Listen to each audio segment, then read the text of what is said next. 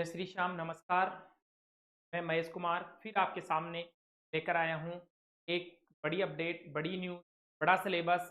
अभी राजस्थान यूनिवर्सिटी के एग्ज़ाम चल रहे हैं और एग्ज़ाम के इसी दौर में मेन एग्ज़ाम के साथ-साथ कुछ ऑप्शनल कंपल्सरी पेपर जैसे कि एसईसी के, वीएसी के और एमडीसी, ठीक है ना? तो वीएसी के भी पेपर लगने हैं या लग चुके हैं और एमडीसी के पेपर अब लगने हैं। तो कई स्टूडेंट्स ऐसे हैं जिन्होंने एमडीसी के जो सब्जेक्ट हैं वो अलग-अलग भरे हैं। जैसे कईयों ने रिसोर्सेज ज्योग्राफी ले लिया एमडीसी में, किसी ने क्योंकि वो पहले थर्ड सेमेस्टर में अलग लिए थे ना, किसी ने ह्यूमन ज्योग्राफी ले लिया, ठीक है?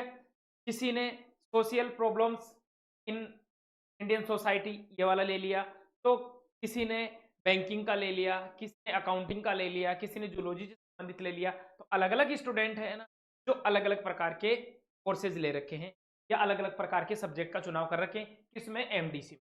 तो एमडीसी 5th सेमेस्टर के स्टूडेंट, एमडीसी में 5th सेमेस्टर के वो स्टूडेंट जिन्होंने लिया है क्या in social problems in Indian society, ठीक है ना? मतलब समस्याएँ सामाजिक समस्याएँ सामाजिक समस्याएँ इंडियन भारतीय समाज में सामाजिक समस्याएँ क्या है? ये जो पेपर लिया है जिसका कोड है एमडीएस एसओसी 75T301। ये जो भी स्टूडेंट है जिन्होंने ये सब्जेक्ट लिया है, उन स्टूडेंट्स के लिए सिलेबस में क्या होने वाला है, वो आज इस क्लास में बात करेंगे। इम्पोर्टेंट क्वेश्चन भी लेकर आऊँगा, टेंशन वाली कोई बात नहीं है। इम्पोर्टेंट क्वेश्चन आएँगे, आएँगे, आएँगे, मिलेंगे। अभी 13 मार्च को एग्ज़ाम है ना, उससे पहले मैं कल तक आपको इम्पोर्टेंट क्वेश्चन भी प्रोवाइड करवा दूँगा। लेकिन इससे पहले हम बात करते हैं सिलेबस की। सिलेबस अगर हम देखेंगे तो आपके जो एक टेंशन हो रही है ना दिमाग में कि सर क्या पढ़ना है, क्या नहीं पढ़ना है, वो सारा कच्चा-चिट्ठा सामने आ जाएगा, ठीक है? तो आ जाइए बिना देर किए वीडियो को बिना स्किप किए आराम से देखिए एक-एक, एक-एक पॉइंट।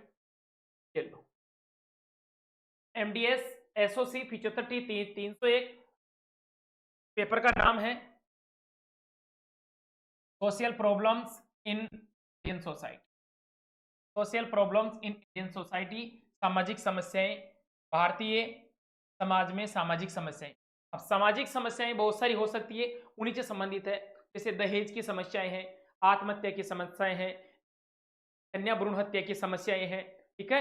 विभिन्न प्रकार की समस्याएं हैं। उन समस्याओं को लेकर राजस्थान यूनिवर्सिटी ने सोशियोलॉजी से संबंधित ये सब्जेक्ट आपको दिया है, ठीक है? पहले से बात करते हैं एमडीए, ये तो 5th सेमेस्टर वालों के लिए, okay? MDS SOC 75T301 social problems in Indian society, level number 7, credit number 4। इसका मतलब कितने नंबर का? 100 नंबर का। डिस्क्रिप्टिव पेपर होगा बेटा, ऑब्जेक्टिव नहीं होगा। आपको 3 घंटे का पेपर देखने को मिलेगा। अब सामाजिक समस्याओं के इस पेपर में थ्योरी का पेपर है, प्रैक्टिकल है नहीं। टोटल 4 क्रेडिट का है और ये रेगुलर और नॉन स्टूडेंट दोनों के लिए है।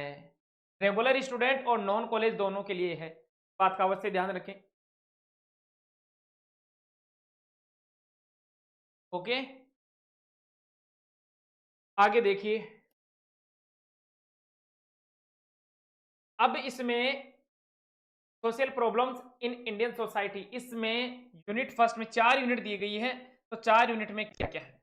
मैं आपको एक-एक, एक-एक बता देता हूँ, टेंशन लेने की बात नहीं है। हिंदी, इंग्लिश मीडियम दोनों को सबको साथ लेकर सबसे पहला जो चैप्टर है, पहली यूनिट जो है, यूनिट फर्स्ट। यूनिट फर्स्ट का पहला जो चैप्टर है वो है सोशल प्रॉब्लम, सामाजिक समस्याएँ, कांसेप्ट मतलब अवधारणाएँ। एक-एक, एक-एक को ले लेते हैं अपन।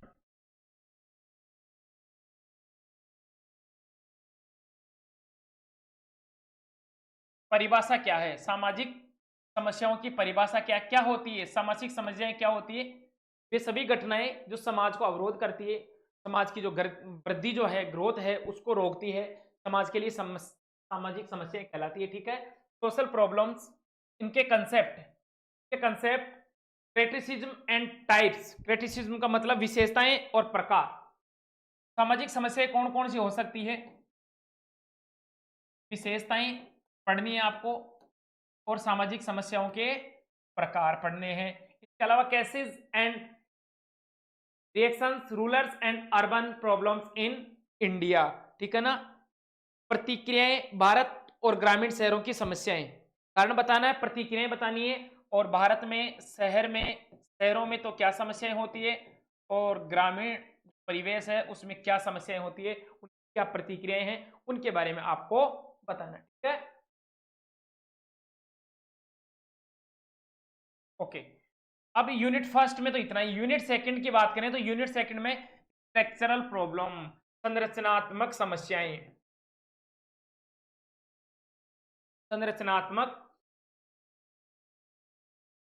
समस्याएं दूसरी यूनिट में है संरचनात्मक समस्याएं। ओके, अब सर संरचनात्मक समस्या क्या है? पहला है उनका वर्गीकरण, वर्ग से संबंधित समस्याएं हो सकती है, जाति से संबंधित समस्याएं हो सकती है, कास्ट से संबंधित, जाति विशेष को लेकर कोई समस्या उत्पन्न हो गई, या इसके अलावा वर्ग को लेकर कोई समस्या उत्पन्न हो गई, लिंग को लेकर समस्या उत्पन्न हो गई, पुरुषों में और महिलाओं में लिंग को लेकर मान लो कोई समस्या उत्पन्न हो गई समाज में, भाई इस लिंग को ज्यादा आदर दिया जा रहा है, ज्यादा सत्कार दिया जा रहा है, ज्यादा सम्मान दिया जा रहा है, इसको नहीं दिया जा रहा है, तो कोई समस्या उत्पन्न हो गई उसको देखकर। के अलावा इगोलिज्म, कम्युनलिज्म, ठीक है ना, इस प्रकार से दूसरी क्षेत्रवाद और सांप्रदायिक की असमानताएं, क्षेत्रवाद, रीजनलिज्म, क्षेत्रवाद और सांप्रदायिकतावाद। सांप्रदायिकता मतलब दो समुदायों के बीच में जो आपस में तालमेल होता है उसको लेकर भी कोई समस्या उत्पन्न हो सकती है। तो पहली बात तो मैं बता देता हूं कि ये बहुत ही इजी कोर्स है, अगर आप पूर्व ज्ञान के आधार पर भी इनके आंसर दोगे ना तो मिल जाएंगे। अब सर इसमें क्वेश्चन कैसे आएंगे? क्वेश्चंस के लिए तो मैं पर्टिकुलर आपके लिए अलग से क्लास लेकर आऊंगा, इंपॉर्टेंट क्लास लेकर आऊंगा, छोटे क्वेश्चन भी और बड़े क्वेश्चन भी। ओके, उसके बाद में थर्ड यूनिट में है पारिवारिक समस्याएं, फैमिली। अब सर पारिवारिक समस्याएं कैसे हो सकती है? पारिवारिक समस्याओं में अलग अलग प्रकार की समस्याएं, जैसे सबसे पहले दहेज से संबंधित। तो दहेज से संबंधित किसी महिला को, किसी पुरुष को, या कोई महिला के द्वारा पुरुष, पुरुष के द्वारा महिला, मतलब दहेज के लिए प्रताड़ित किया जा रहा है, तो वो एक परिवार का मामला है, पारिवारिक समस्या हो सकती है। इसके अलावा घरेलू हिंसा, डोमेस्टिक, घरेलू हिंसा, फीमेल फेटिसाइड्स, चाइल्ड एब्यूज मतलब महिला भ्रूण हत्या, ये भी अपने देश में काफी, अब तो कम हो गई लेकिन पहले काफी थी महिला भ्रूण हत्या। अब तो इस पर अलग अलग कानून बन गए, अलग विभिन्न प्रकार के अधिनियम आ गए। चाइल्ड एब्यूज और प्रॉब्लम्स ऑफ एज, मतलब जो बाल शोषण अधिकार है उनको लेकर कई बार आपने देखा होगा 18 साल से जो कम उम्र के जो बालक बालिकाएं हैं उनको कार्य में लगा देते हैं, जो भारी भरकम काम है उसमें लगा देते हैं। तो कानून के तहत 18 वर्ष से कम जो व्यक्ति है उसको हम परिश्रम नहीं करवा सकते, बाल शोषण के अधिनियम के तहत आता है, तो उसको लेकर समस्याएं हो सकती है। और एज का मतलब जो वृद्धों में समस्याएं हैं, वृद्धजन जब हो जाते हैं तो उनको कई बार आपने देखा होगा कई परिवार ऐसे हैं तो उनको घर से बाहर निकाल देते हैं, उनको वृद्धाश्रम में छोड़ देते हैं, उनकी सेवा नहीं करते हैं, उनको प्रताड़ित करते हैं, तो वो वृद्धों की समस्या होगी। तो ये सारी समस्याएं, दहेज, घरेलू हिंसा, महिला भ्रूण हत्या, बाल शोषण, ये सारी की सारी जो समस्याएं हैं वो एक परिवार की समस्याएं हैं। सेकंड यूनिट में संरचनात्मक समस्याएं हैं, मतलब जिनसे अपना देश बना हुआ है, फैला हुआ है, जैसे जातिवाद हो गया, सांप्रदायिकवाद हो गया, क्षेत्रवाद हो गया, वर्गवाद हो गया, दो वर्गों के बीच में अलग अलग नहीं, ये वर्ग सही नहीं, ये वर्ग ये ऐसा है, इसको लेकर भी कोई समस्या उत्पन्न हो गई तो वो चीज है। इसी प्रकार पहले में तो परिभाषा वगैरह। चौथी जो यूनिट है, चौथी यूनिट में सोशल डिसऑर्गेनिज्म, सोशल डिसऑर्गेनिज्म का है सामाजिक अव्यवस्था।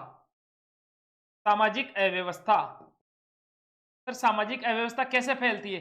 सामाजिक अव्यवस्था फैलने के अलग अलग कारण है। देखो सबसे पहला कारण है सामाजिक अव्यवस्था फैलने का अपराध, नाबालिग अपराध, कोई समाज में अपराध कर लेता है। कई बार क्या होते हैं कि जो छोटे बालक होते हैं 18 साल से कम, उनके द्वारा न चाहते हुए भी अपराध हो जाता है। चाहते नहीं है उतनी तो उनकी मानसिक शक्ति होती ही नहीं है कि अपराध करें, लेकिन न चाहते हुए भी उनके साथ वो उनके द्वारा कोई अपराध हो जाता है, वो नाबालिग की श्रेणी में आता है। नाबालिग अपराध, भ्रष्टाचार, सांप्रदायिकता, नशे, भ्रष्टाचार, सांप्रदायिकता,